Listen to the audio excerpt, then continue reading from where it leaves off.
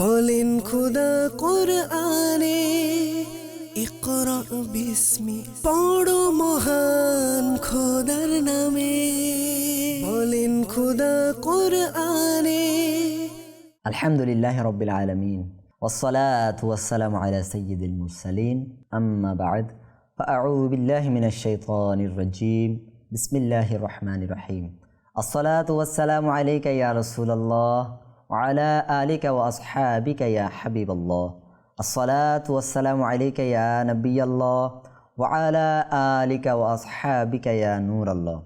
প্রিয় প্রিয় ইসলামী ভাইয়েরা আর মাদানী চ্যানেলের দর্শক শ্রোতা, আমাদের মাদানী চ্যানেলের রমজানের নুরানি এক আয়োজন, আপনাদের প্রিয় অনুষ্ঠান কোরআনের ধ্বনি নিয়ে আবারও আপনাদের সামনে উপস্থিত হয়েছি।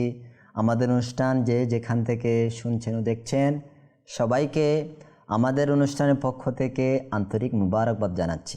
প্রিয় দর্শক শ্রোতা, আমরা এই অনুষ্ঠানের মাধ্যমে একে একে কোরআনের অত্যন্ত গুরুত্বপূর্ণ সূরা কলুর আলোচনা শুনছি, ফজিলত শুনছি, তেলাওয়াতকে সহিশুদ্ধ করার চেষ্টা করছি।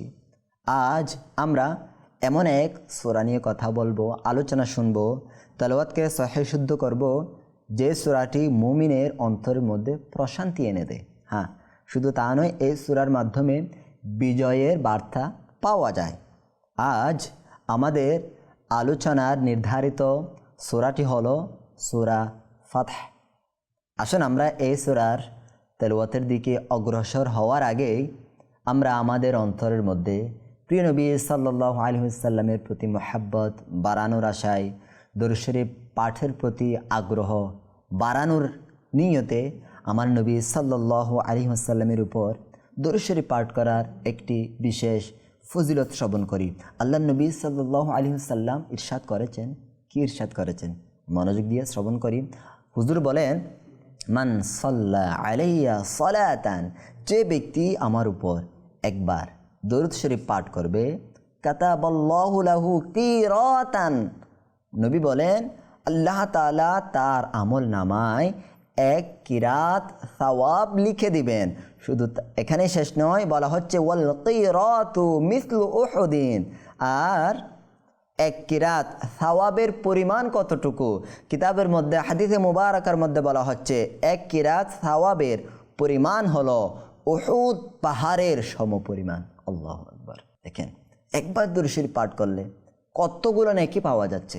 তা আমরা আমাদের অন্তরের মধ্যে আগ্রহ নিয়ে মহব্বত নিয়ে অবশ্যই দরুদ শরীফ পাঠ করা দরকার। দুনিয়া ও আখিরাতের মধ্যে আমাদের জন্য অবশ্যই উপকার এটা আসবেই।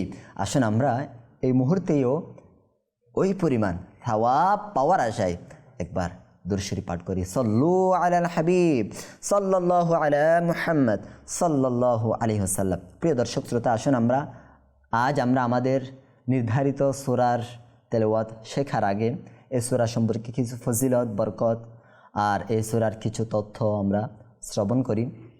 এই সূরাটি কোন সূরা? সূরা ফাতহ। এটা মদিনায়ে মুনাওয়ারার মধ্যে নাজিল হয়েছে, যেটাকে মাদানী সূরা বলা হয়। আর এই সূরার রুকু হচ্ছে 4টি, আয়াত 29টি। এই সূরার নাম কেন ফাতহ বলা হয়েছে? এই সূরার প্রথম আয়াতের মধ্যে আল্লাহ তাআলা প্রিয় নবী সাল্লাল্লাহু আলাইহি সাল্লামকে ইন্না ফাতাহনা লাকা ফাতহাম মুবিনা এই শব্দটা বলে আমার নবী সাল্লাল্লাহু আলাইহি সাল্লামকে সুস্পষ্ট বিজয়ের সুসংবাদ দিয়েছেন। আল্লাহু আকবার। এই ফাতহাম মুবিনা, স্পষ্ট বিজয় এর প্রতি লক্ষ্য রেখে ফাতহ শব্দ দ্বারা এই সূরার নামকরণ করা হয়েছে। আল্লাহু আকবার। প্রিয় দর্শক শ্রোতা, আমরা কি জানি এই সূরাটি আমাদের প্রিয় নবী সাল্লাল্লাহু আলাইহি ওয়াসাল্লামের কাছে কতটা প্রিয় ছিল? এমন একটা ফজিলত কিতাবের মধ্যে বর্ণনা করা হয়েছে। বলা হচ্ছে হযরতে ওমর ফারুক আযম রাদিয়াল্লাহু তাআলা আনহু বর্ণনা করেন, একটি সফরে নবী করিম সাল্লাল্লাহু আলাইহি ওয়াসাল্লাম ইরশাদ করেছেন, আজ রাতে আমার উপর এমন একটি সূরা নাজিল হয়েছে যে সূরা আমার কাছে দুনিয়ার ওই সমস্ত জিনিসের চেয়েও বেশি প্রিয় যে সমস্ত জিনিসের উপর সূর্য উদিত হয়। আল্লাহু আকবার। অর্থাৎ দুনিয়ার সকল দামি থেকে দামি জিনিসের চেয়েও আমার নবী সাল্লাল্লাহু আলাইহি ওয়াসাল্লামের কাছে এই সূরাটি অধিক পছন্দের, অনেক প্রিয়।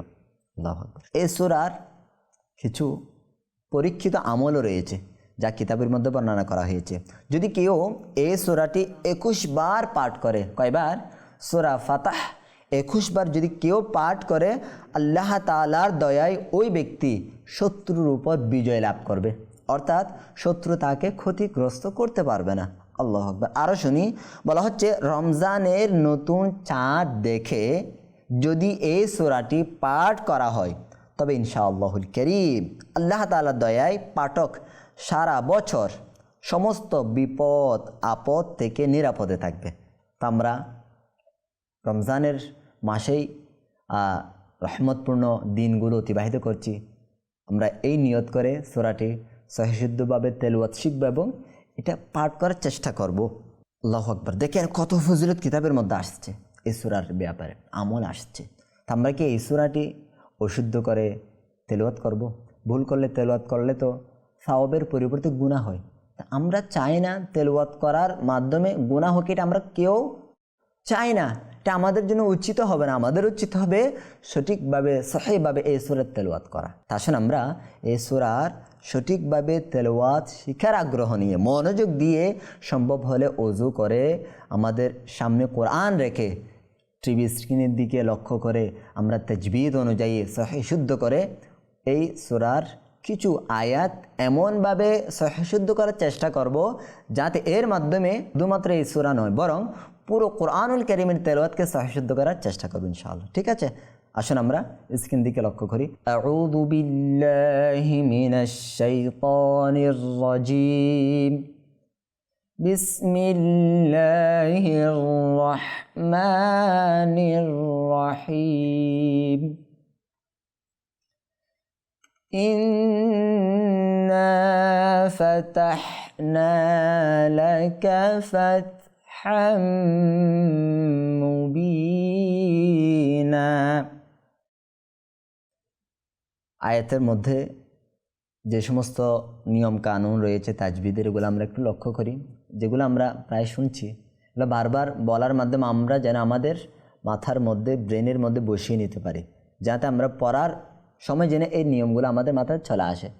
নুনে মুসাদ্দাত কী করে পড়তে হবে? হ্যাঁ বলেন, গুন্না করে পড়তে হবে। হ্যাঁ, আলিফের পূর্বে জবর আসছে, এখানে কি হয়েছে? আলিফ মাদ্দা হয়েছে, টেনে এক আলিফ সমপরিমাণ দীর্ঘ টেনে পড়তে হবে। ফাতাহ না, হা এটাকে একটু চাপ দিতে হবে। ফাতাহ না বলবো না, ফাতাহ না, এটা আলিফ মাদ্দা আবার এই পূর্বেরটা। ঠিক আছে, এর ফাত হাম, ফাত হাম। দেখেন তানবিন আসছে, তানবিনের পরে মিম আসছে, এটা কিসের বর্ণ? আমরা গত পর্বে শুনেছি ঈদগামে বা গুন্না, গুন্নার সাথে ঈদগাম করব। ঠিক আছে, ইয়া মাদ্দা এক আলিফ টানবো। আবার এখানে দুই জবর আসছে, কিন্তু এখানে থামার কারণে আমরা ওয়াকফের কারণে এখানে এক আলিফ টেনে দীর্ঘ করে পড়ব। এইভাবে আবার এটা পড়ার চেষ্টা করি। বলেন, ইন্না ফাতাহনা লাকা ফাতহাম মুবিনা। এখানে একটু লক্ষ্য করেন, এখানে দেখছেন তাসদিদ দিয়েছে না? এটা কেন দিয়েছে দেখেন, এখানে ওয়াকফা আছে না? এটা আপনি চাইলে এই আয়াতের সাথে পরবর্তী আয়াতের সাথে মিলিয়ে পড়তে পারবেন, একসাথে পড়তে পারবেন। যদি একসাথে পড়েন, এখানে এই নুন এর উপর কি আসছে? তানবিন আসছে, তানবিন পরে লাম আসছে। আমরা জানি লাম এটা ঈদগামে বেগুন্না, গুন্না ছাড়া ঈদগাম করার হাফ না। তো এখানে এই জন্য আমরা ঈদগাম মানে মিলিয়ে পড়ব, এই বর্ণটার সাথে এই পরবর্তী শব্দকে মিলিয়ে ফেলবো, ঈদগাম করে ফেলবো। ঠিক আছে, তাহলে এখানে গুন্না ছাড়া ঈদগাম করে মুবিনাল ইয়াগফির। বুঝা আসছে? এরপরে আমরা এখানে থেমেই পড়ি। দেখেন, লিয়াগফির লাকা আল্লাহু মা তাকদ্দামা মিন যামবিকা ওয়া মা তাআখার। জি, এখানে কি কি আছে একটু লক্ষ্য করি। লাম, আল্লাহ তাআলার লামের মধ্যে খাড়া হারকাত আছে, এটা টানতে হবে। আল্লাহ তাআলার নামের লামকে কখনো পুর কখনো বারিক করে পড়তে হয়। তো এখানে আমরা পুর করব না বারিক করব? চিন্তা করেন একটু। যখন আল্লাহ শব্দের লামের পূর্বের হরফের মধ্যে কি আসবে? জবর বা পেশ আসবে, তখন আল্লাহ তাআলার নামের লামকে আমরা পুর করে পড়ব, মোটা করে উচ্চারণ করব। আর যদি আল্লাহ তাআলার নামের লামের পূর্বের বর্ণে জবর পেশ না এসে যদি জের চলে আসে তখন কি হবে, এই লামটাকে আমরা বারিক করে পড়বো, পাতলা করে পড়বো, চিকন করে পড়বো, মোটা করে পড়বো না। তো এখানে দেখেন আমরা আল্লাহ তাআলার নামের লামের পূর্বের বর্ণ হচ্ছে কাফ, এখানে কি আসছে? আচ্ছা, এখানে আলিফও বলতে পারতেন না, আলিফ কেন বলছি না, এটা আমরা আলিফটা পড়ছি না, ঠিক আছে, যেটাই পড়বো ওইটাকে আমরা এখানে ধরবো, ঠিক আছে। এখানে দেখেন কাফের মধ্যে জবর আসছে, তার মানে আমরা লামটাকে কীভাবে পড়বো একটু বলেন, এখন বলেছি। হ্যাঁ, আপনি ধরতে পেরেছেন, এটা আমরা পুর মোটা করে পড়বো, মাশাআল্লাহ। যদি এখানে জের চলে আসতো তখন এটা আমরা বারিক করে পড়তাম, লা, এটা হচ্ছে বারিক। আর যদি মোটা করে পুর করি ল, ল, বুঝা আসছে? এরপরে মা একালিফ টানবো, তাকদ্দামা হরফে কলকালা তসদিদ হয়েছে, এখানে আমরা খুব দ্রুতের সাথে মজবুতের সাথে এটা উচ্চারণ করব। এরপর দেখেন আবার নুন সাকিন আসছে না, নুন সাকিনের অনেক আলোচনা আমাদের পূর্বের অনুষ্ঠানের মধ্যে পর্বের মধ্যে হয়েছে। নুন সাকিনের পরে কি আসছে একটু লক্ষ্য করেন, রাল, কি আসছে? রাল আসছে। রাল আসার কারণে এখানে নুন সাকিনের মধ্যে নুন সাকিন বা তানবিন চার নিয়মে, চার পদ্ধতি পড়া যায়। এখানে আমরা কোন পদ্ধতি পড়ব এটা আমরা নির্ধারণ করব নুন সাকিন বা তানবিনের পরবর্তী বর্ণ অনুযায়ী, ঠিক আছে। এখানে দেখেন রাল আসছে, রাল এটা হচ্ছে ইখফার বর্ণ, ইখফার বর্ণ 15টি, ঠিক আছে। যেহেতু ওই বর্ণ থেকেই চলে আসছে সেখানে গুন্না হবে, ইখফা হবে। এরপরে পরবর্তী দেখেন আবার নুন সাকিন আসছে না, এই নুন সাকিন দেখছেন, দেখেন এখানে নুন সাকিনের পর আবার কি আসছে? বা। আমরা জানি নুন সাকিন বা তানবিনের পরে বা আসলে এটা ইকলাবের হরফ, ইকলাবের হরফ শুধু একটি বা। যখন এটা চলে আসবে তখন আমরা কীভাবে পড়বো?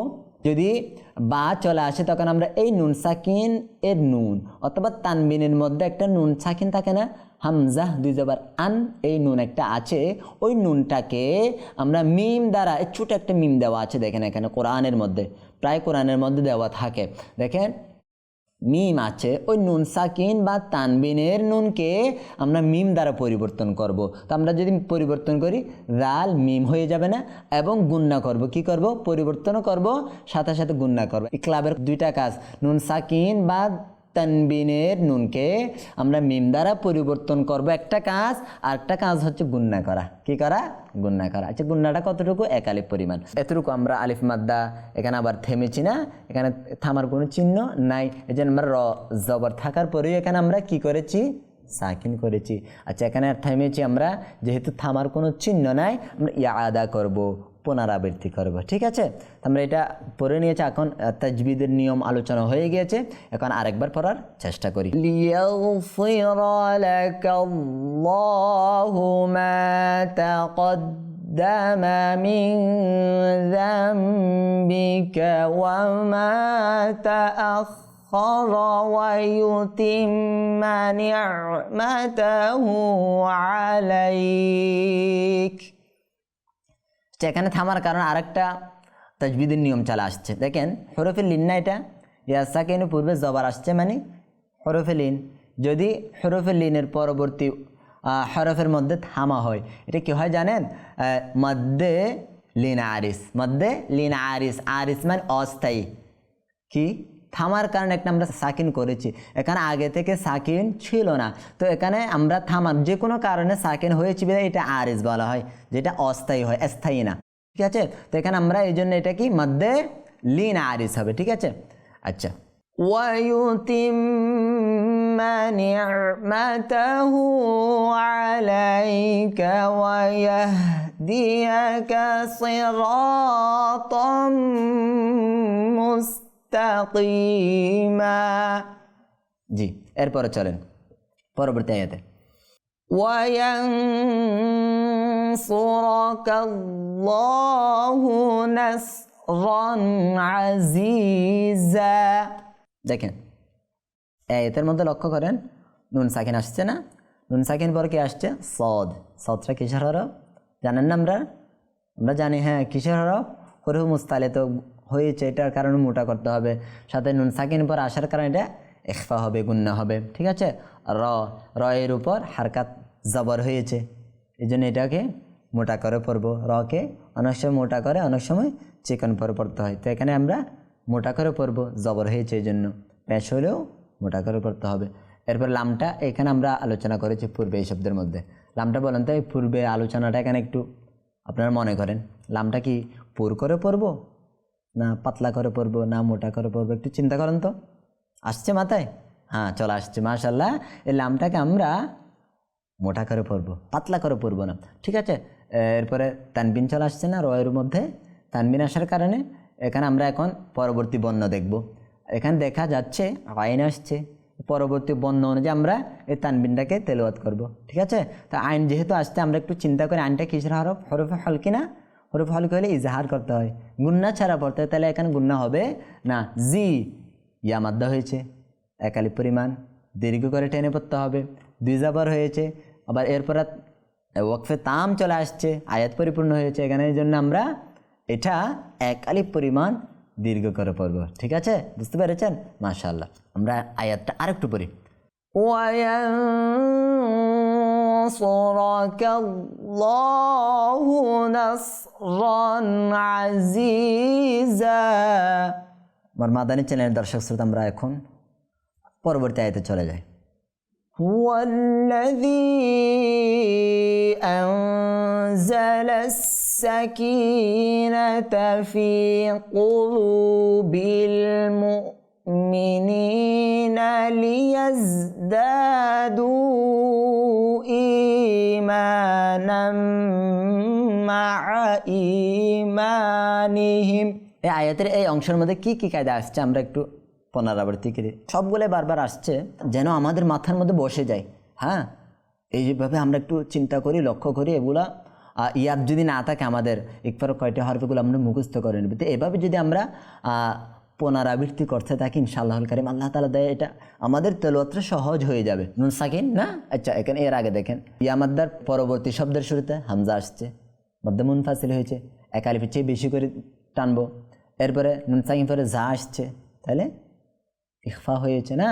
এরপরে দেখেন এটা কি হয়েছে, ইয়া মাদ্দা, ইয়া সাকিনের পূর্বে জার আসছে, এক আলিফ টানবো। এরপরে আবার এখানে দেখেন এটা ধরবে, ওয়াও মাদ্দা আসছে, হামজা সাকিন আসছে, ধাক্কা দিতে হবে। ইয়া সাকিন পূর্বে জার আসছে, কি করতে হবে, ইয়া মাদ্দা হয়েছে, টানতে হবে। লিয়া নুন জাবর হয়েছে, হারকাত, এটা টানা যাবে না, ঠিক আছে। এরপর দা দু আলিফ মাদ্দা ওয়াও মাদ্দা, ঠিক আছে, 2টা মাদ্দা হয়েছে, এটাকে এক আলিফ টানবো, এটাকেও এক আলিফ টান। দেখেন আলিফ মাদ্দা ওয়াও মাদ্দা ইয়া মাদ্দা, 3টা মাদ্দা একসাথে চলে আসছে, ঠিক আছে। এরপরে আবার আলিফ মাদ্দা আসছে, তানবিন পর মিম আসছে ঈদগামে বা গুন্না হয়েছে, গুন্নার সাথে ঈদগাম করব। ইয়া মাদ্দা আসছে, আলিফ মাদ্দা, এগুলো বারবার একই পর আসছে, এখানে থামবো, এটা ওয়াকফে মুতলাক, এখানে থামা যাবে, ঠিক আছে। আবার পরে আমরা এতটুকু ভেঙে ভেঙে পড়বো। হ্যাঁ, আমাদের সাথে সাথে একটু পড়েন। হুয়াল্লাযী আনজালাস সাকিনাতা ফি কুলুবিল মুমিনিন।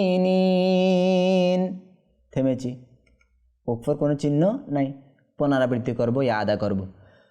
ফি কুলুবিল মুমিনিনা লিয়াজদাদু ঈমানাম মা'a ঈমানিহিম। এরপরে চলেন আয়াতের পরবর্তী অংশ। ওয়ালিল্লাহি জুনুদুস সামাওয়াতি ওয়াল আরদ। এখানেও কিছু তাজবিদের নিয়ম আছে, লক্ষ্য করি। আবার দেখেন আল্লাহ শব্দ আসছে না, আল্লাহ তাআলার নামের লাম এর পূর্বের বর্ণে কে আসছে, জার আসছে। আমরা পূর্বেও পড়েছিলাম আল্লাহ তাআলার নামের পূর্বের বর্ণে যদি জবর বা পেশ থাকে, লামটাকে, আল্লাহ তাআলার নামের লামটাকে কিভাবে পড়ব বলেন? পূর্বে পড়েছি, আজকের অনুষ্ঠানেই পড়েছি, পুর করে পড়ব, মোটা করে পড়ব। আচ্ছা এখানে লক্ষ্য করুন তো, আল্লাহ তাআলার নামের পূর্বের লামে বর্ণ, এটার মধ্যে কি জবর বা পেশ আসছে? নিশ্চয়ই আসে না, কি আসছে, জের। তার মানে এটা কি, লামটা কি হবে, বারিক হবে, পাতলা হবে, ঠিক আছে। লা ল হবে না। এরপর নু জুনু ওয়াও সাকিনের পূর্বে পেশ আসছে, ওয়া মাদ্দা হয়েছে। এরপরে মিমে খাড়া, হারকাত টানতে হবে, ওয়াও খাড়া হারকাত টানতে হবে। এখানে আমরা থেমেছি, এটা মুস্তাইলে হরফ, এখানে মোটা হবে। ঠিক আছে, আমরা আবার পড়বো, এভাবে পরবর্তী অংশ পড়বে। হ্যাঁ, ওয়ালিল্লাহ লা ল না, ঠিক আছে। ওয়ালিল্লাহি জুনুদুস সামাওয়াতি ওয়াল আরদ وكان الله عليما حكيما وكان الله عليما حكيما তাজবিদের নিয়ম কানুন দেখে নিই। আলিফ মাদ্দা আল্লাহ শব্দের নামের লামের পূর্বের বর্ণে কি আসছে এটা আপনারা বলেন। জবর আসছে, কি হবে তাহলে এটা লামটা মোটা হবে না পাতলা হবে বলেন, চিন্তা করেন। মোটা হবে কেন? জবর চলে আসছে, জের আসলে পাতলা হবে। ঠিক আছে, এটা পাতলা হয়েছে, এটা মোটা হবে। আলি ইয়া মাদ্দা, তারপর তানবিনে হরফে হরকে আসছে, ইজহার হবে, গুন্না চারা পড়তে হবে। ইয়া মাদ্দা আবার তা দুই জবর আসছে এবং কি থামার চিহ্ন চলে আসছে। এটা আমরা কীভাবে পড়বো? এক আলিফ টেনে পড়বো। ঠিক আছে, বুঝতে পেরেছেন? আমরা এই আয়াতটা আরেকটু পড়ে নিই, এরপর আমরা ইনশাআল্লাহুল কারীম অনুষ্ঠানের শেষের দিকে চলে যাব। হুয়াল্লাযী আনজালাস সাকিনাতা ফি কুলুবিল মুমিনিনা লিয়াজদাদু ঈমানাম মা'a ঈমানিহিম ওয়ালিল্লাহি জুনুদুস সামাওয়াতি ওয়াল আরদ وكان الله عليما حكيما صدق الله العظيم وصدق رسوله النبي الحبيب الكريم ইনশাআল্লাহুল কারীম আমরা এইভাবেই আল্লাহ তাআলার দয়ার মাধ্যমে চেষ্টা করার মধ্য দিয়ে ইনশাআল্লাহুল কারীম আমরা এই সূরার কয়েকটি আয়াত পড়েছি। এই আয়াতগুলোর প্র্যাকটিস যেভাবে করেছি, পরিপূর্ণ কোরআনের প্র্যাকটিস এইভাবে করতে করতে আমরা আল্লাহ তাআলার দয়ায় পুরো কোরআন, শুধুমাত্র এই আয়াতগুলো নয়, পুরো কোরআনকে সহিশুদ্ধ করে পড়ার চেষ্টা করবে ইনশাআল্লাহুল কারীম। আল্লাহ তাআলার দয়ায় আমরা পারবো। ঠিক আছে, ইনশাআল্লাহুল কারীম আগামী পর্বে অন্য একটি সূরা নিয়ে, অন্য একটি সূরার ফজিলত নিয়ে আপনাদের সামনে উপস্থিত হব। ততক্ষণ পর্যন্ত সবাই সুস্থ থাকুন, মাদানী চ্যানেল বাংলা দেখতে থাকুন, রমজানের বরকত অর্জন করতে থাকুন। সল্লু আলাল হাবিব সাল্লাল্লাহু তাআলা আলা মুহাম্মদ সাল্লাল্লাহু আলাইহি ওয়াসাল্লাম। বলেন খোদা কোরআনে ইকরা বিস্মি, পড়ো মহান খোদার নামে। বলেন খোদা কোরআনে